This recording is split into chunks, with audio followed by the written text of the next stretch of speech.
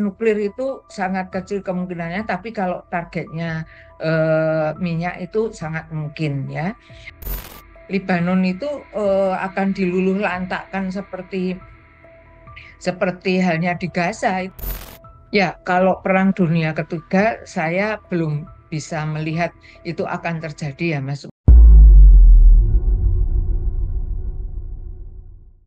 Selamat malam, saudara. Anda menyaksikan program On Focus bersama saya, Aku Laksono. Eskalasi konflik di Timur Tengah semakin memanas saat Perang Gaza memasuki tahun pertama. Awal bulan ini, Iran meluncurkan ratusan rudal ke Israel sebagai balasan atas tewasnya pemimpin Hamas dan Hizbullah. Israel pun bersumpah akan menyerang balik sebuah tindakan yang dilarang keras oleh Iran. Lantas, bagaimana konflik ini bisa mereda jika kedua pihak terus melancarkan serangan? Kita akan bahas bersama dosen hubungan internasional UGM, Dr. Siti Mutia Setiawati, MA. Halo, apa kabar, Ibu Siti? Kabar baik, Mas Agung. Terima kasih. Baik, Alhamdulillah. Sebagai pengantar, Bu Siti, bagaimana Anda melihat serangan Iran ke Israel awal bulan ini? Sudah cukupkah untuk membalas kematian dari Ismail Haniyeh dan Hasan Nasrullah?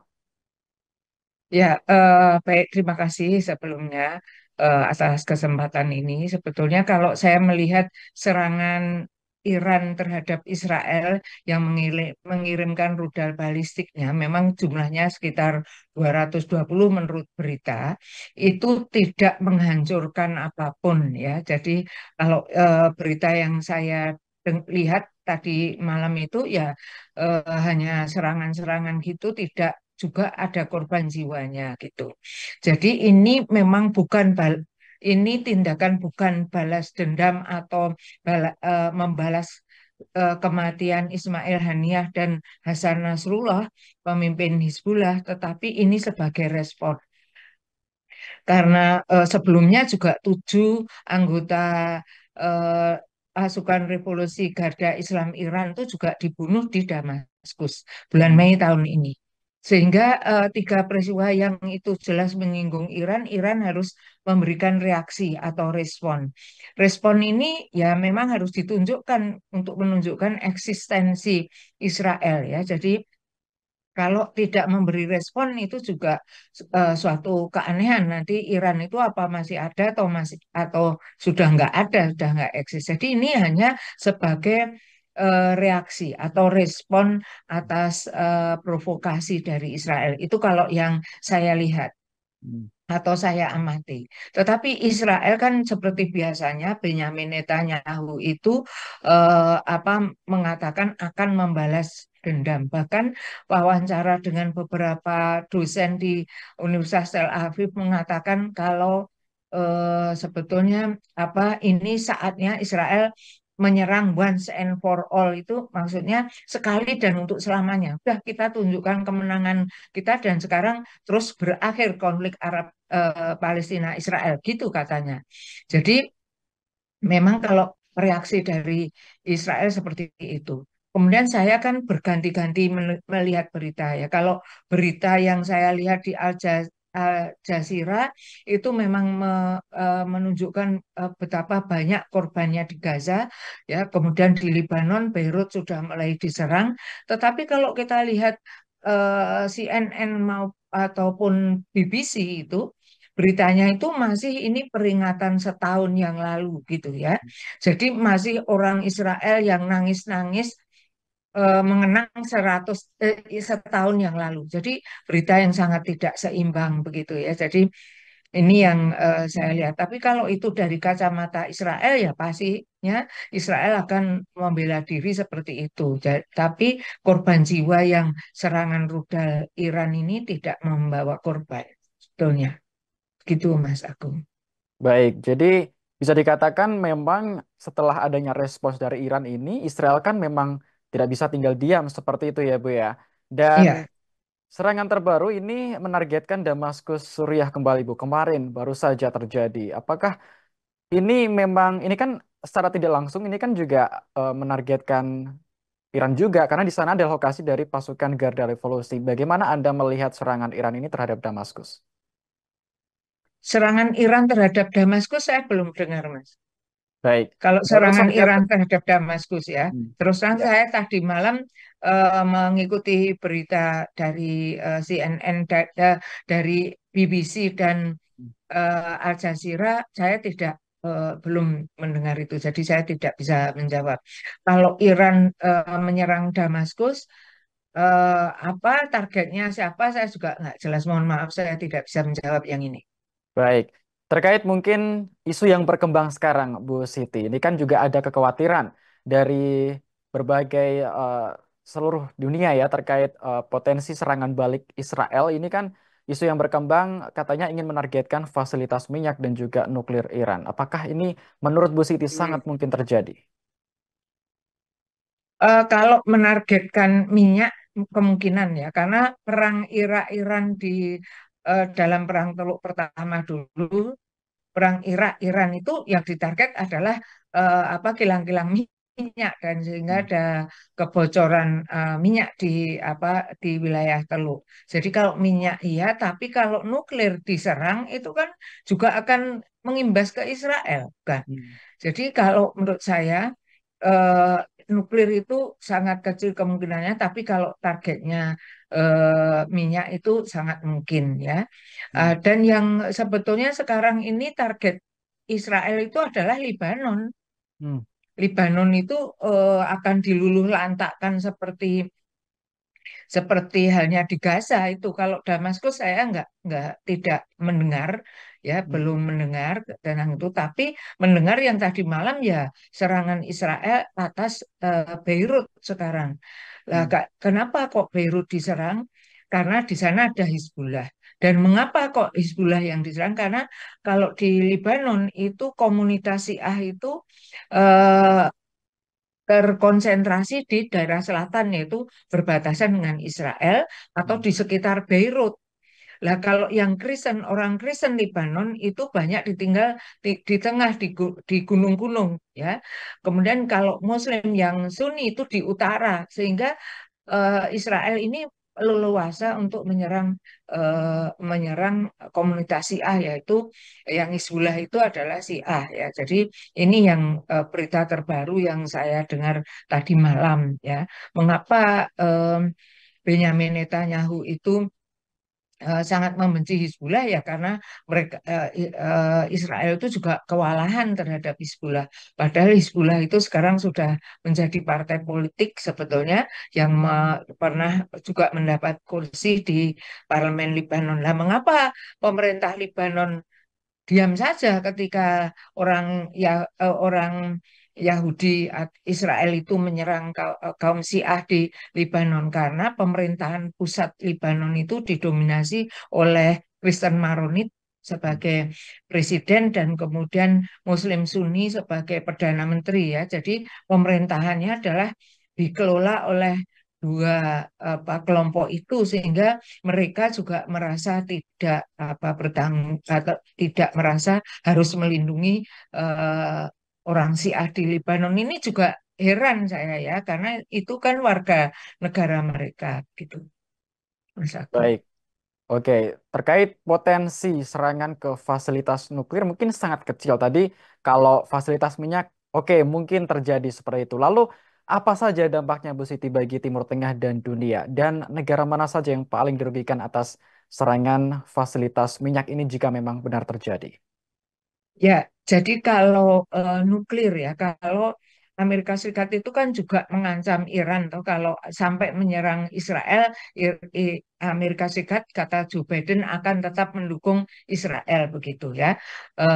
Kapal apa induk Amerika Serikat itu sudah berlabuh lama ya, apa kok berlabuh apa ya, parkir di wilayah Teluk.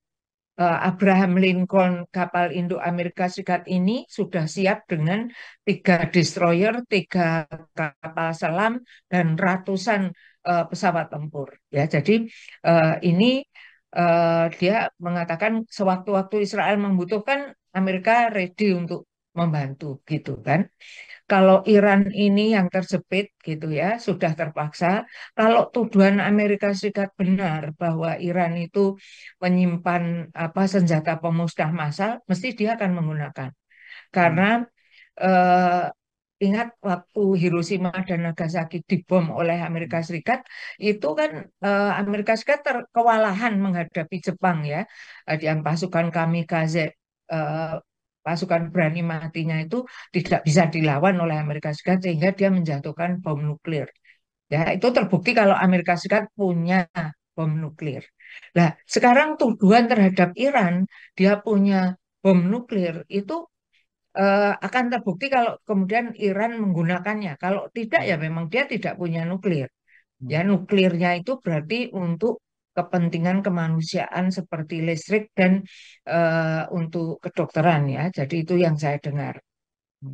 Kalaupun kemudian menyerang apa eh, minyak, itu jelas tidak ada hubungannya dengan rudal balistik yang dikirim ke Israel. Ya, ini balasan yang retaliation yang tidak seimbang gitu ya.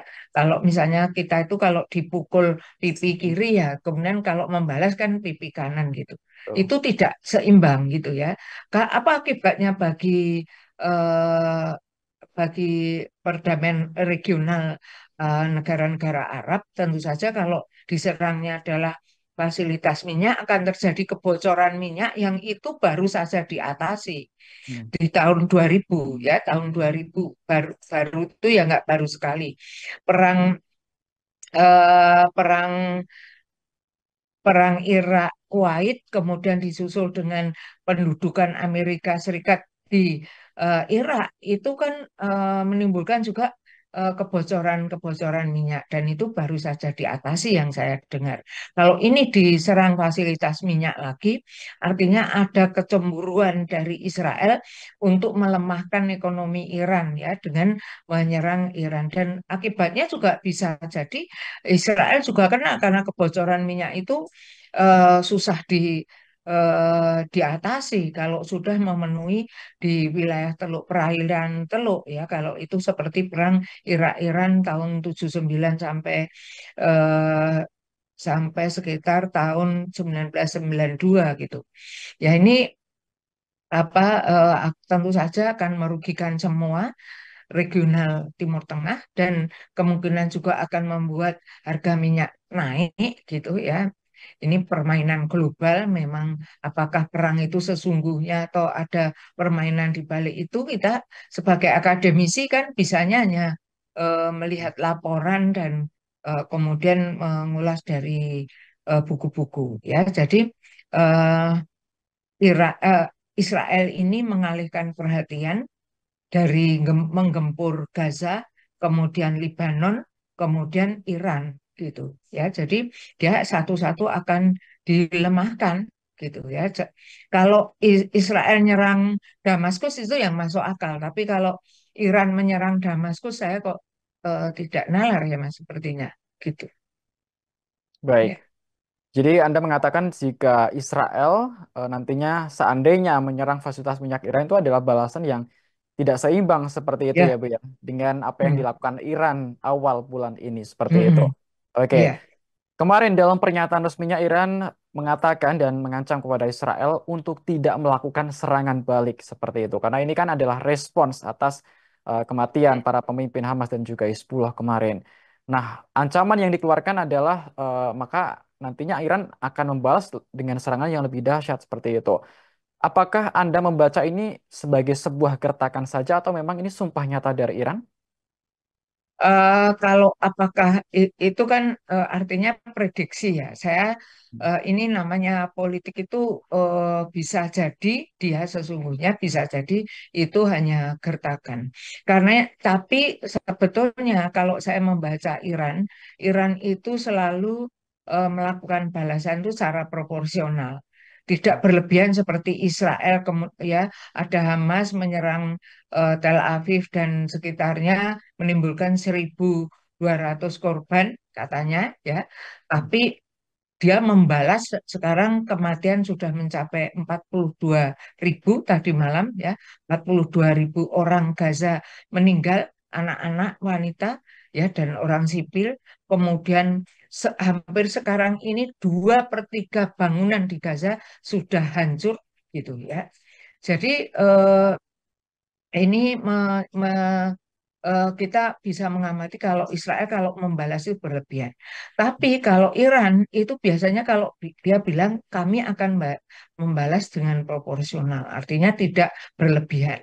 Kalau berlebihan, saya kira tidak berlebihan, tetapi untuk hanya sekedar menunjukkan eksistensi, tetapi tergantung nanti kalau responnya Israel gitu ya. Ini yang kita khawatirkan gitu. Baik, Ya, jadi jadi ya serangannya terbatas hanya menargetkan fasilitas tertentu ya Bu ya, tidak seperti ya Israel. tidak seperti Israel mentargetkan semua titik di kawasan itu gitu ya. Baik, ini kan kita membaca dari berbagai situasi yang ada, ini isu yang juga Hmm. berkembang lain ini banyak pihak mewanti-wanti terjadinya Perang Dunia Ketiga seperti itu, Bu. Termasuk Presiden terpilih kita Prabowo Subianto saat rapat di DPR bulan lalu, ini juga mewanti-wanti terjadinya Perang Dunia Ketiga seperti itu terkait eskalasi konflik yang sedang berlangsung. Ini bagaimana komentar Anda, Bu, tentang banyaknya tokoh-tokoh yang semakin khawatir tentang eh, Perang Dunia Ketiga ini? Ya, kalau Perang Dunia Ketiga saya belum bisa melihat itu akan terjadi ya, Mas. Mengingat kalau Perang Dunia Pertama, Perang Dunia Kedua, itu kan negara-negara itu membentuk aliansi, ya, Hmm. aliansi melawan Eksis. Eksis itu poros, ya kan? Hmm. Itu contohnya Perang Dunia Kedua. Aliansinya banyak, porosnya banyak, kemudian terjadilah perang. Lah, ini eskalasi perangnya itu masih terbatas pada Iran, Israel, Lebanon gitu. Amerika Serikat di belakang Amerika Serikat betul-betul membantu Israel, tetapi pihak Iran itu seperti sendirian meskipun Rusia itu mengatakan akan mendukung Iran, tetapi Rusia kan juga sedang direpotkan dengan perang dengan Ukraina yang sampai hari ini juga belum selesai ya. Jadi aliansinya itu membingungkan. Nanti Rusia katanya membela Iran, tetapi juga belum kelihatan. Amerika Serikat sepertinya mendukung Israel, tetapi jika dia juga hanya apa apa Abraham Lincoln kapal induknya parkir di Teluk gitu ya, yang belum nyata-nyata dalam masalah ini ya, bukan masalah dukungan Amerika Serikat terhadap Israel yang sebelum-sebelumnya, tapi dalam kasus dengan Iran ini kan Amerika Serikat belum nyata-nyata mendukung Israel. Jadi juga seperti menahan diri. Ya karena sebetulnya kalau kita lihat Arab Saudi teman Amerika Serikat itu Arab Saudi bukan temannya Israel. Ya, kan Arab Saudi yang bermusuhan dengan Iran karena Iran digambarkan negeri yang apa revolusi Islam Iran itu kan dikatakan oleh Amerika teroris sehingga Arab Saudi tidak bisa rukun dengan Iran. Tapi berapa waktu yang lalu telah tahun 2023 itu telah didamaikan oleh Cina gitu. Petanya itu masih tidak sekuat aliansi dan akses seperti Perang Dunia Kedua, Mas. Masih kelompoknya itu kecil-kecil gitu, belum nyata. Lah nanti kalau mengkristal, misalnya Amerika Serikat, Arab Saudi, dan negara-negara Teluk bersama Israel berhadapan-hadapan dengan Iran dan Rusia dan Cina, itu baru akan terjadi Perang Dunia Ketiga. Tapi ini Cina juga menahan diri, ya kan? Rusia juga tidak nyata, Amerika Serikat juga mau disibukkan dengan pemilunya gitu. Belum ada dalam waktu dekat ini perhitungan saya begitu. Baik. Untuk mencegah konflik semakin meluas, Bu, sebenarnya apa yang sebenarnya harus dilakukan oleh pihak-pihak berkonflik dan apa yang harus dilakukan dunia? Sudahkah PBB saat ini melakukan tindakan nyata untuk konflik di Timur Tengah ini? Ya, kalau Antonio Guterres beberapa waktu yang lalu bicara di depan Majelis Umum sekitar tanggal 22-23 September ya, tahun 2024 ini, Antonio Guterres itu kan bicara seperti menangis. Semua resolusi, semua himbauan dari PBB itu tidak didengarkan oleh Israel. Hmm. Hukum internasional juga tidak didengarkan oleh Israel. Terus sampai dia mengatakan saya kami ini harus apa gitu ya. Jadi bayangkan pers yang terbunuh udah ratusan, kemudian pasukan perdamaian PBB yang terbunuh ya ratusan. Itu kan sudah kejahatan perang kalau membunuh pasukan perdamaian itu betul-betul secara hukum internasional itu kejahatan perang tapi tidak didengarkan. Dan Israel itu tidak seperti tidak yakin kalau masyarakat internasional tidak akan menghukum dia. Karena selama ini Amerika Serikat yang mendiamkan. Intinya itu kuncinya itu ada di Amerika Serikat kalau menurut saya. Ya, Joe Biden mohon maaf ya Mas, menjelaskan ada kan udah tertatih-tatih. Apa dia masih bisa berpikir jernih untuk mengatasi masalah dunia yang demikian kompleksnya ini? Hmm. Ngomongnya dia sudah seperti gemeter gitu ya. Jadi sudah sangat terlalu tua untuk menjadi presiden Amerika Serikat. Akibatnya seperti ini. Jadi kalau secara teori harusnya ada tokoh internasional yang bisa diterima oleh kedua belah pihak untuk mengatasi. Kalau saya sering mengatakan dalam zaman Perang Dunia Pertama ada Woodrow Wilson, dalam Perang Dunia Kedua ada Franklin Delano Roosevelt, Winston Churchill, dan Joseph Stalin yang mempunyai pemikiran-pemikiran perdamaian. Kita setuju atau tidak ya, tapi kan setidaknya punya pemikiran perdamaian sehingga dunia ini tertata setelah Perang Dunia Kedua gitu ya. Artinya ada komitmen dari superpower yang punya power itu untuk menata dunia. Lah ini tidak ada sekarang ini gitu ya. Jadi teorinya ya harus ada yang menengahi, kemudian yang diterima dua belah pihak, pendekatan jangan pendekatan kekerasan tetapi pendekatan pendekatan negosiasi, resolusi konflik. Tapi kan itu bukan menjadi pilihan Netanyahu maupun dalam hal ini Iran dan Hamas, juga Hizbullah Hmm. gitu. Baik, kita berdoa bersama ya Bu, semoga konflik Ya, di Timur Tengah ini juga bisa segera mereda dan ya, pihak-pihak yang sedang terlibat konflik juga bisa segera berdamai nantinya. Seperti harapan Indonesia juga mendambakan perdamaian di Timur Tengah dan di seluruh amin, dunia. Baik, amin. terima kasih Bu Siti atas bincang-bincangnya malam ini. Ya, terima Sehat kasih selalu Mas Agung. Bu Siti. Ya, Dan juga ya, untuk Tribuners, terima kasih sudah menyaksikan program On Focus. Saya Agung Laksono mewakili kerabat kerja yang bertugas. Pamit undur diri. Terima kasih dan sampai jumpa. Download Tribun X sekarang. Menghadirkan lokal menjadi Indonesia.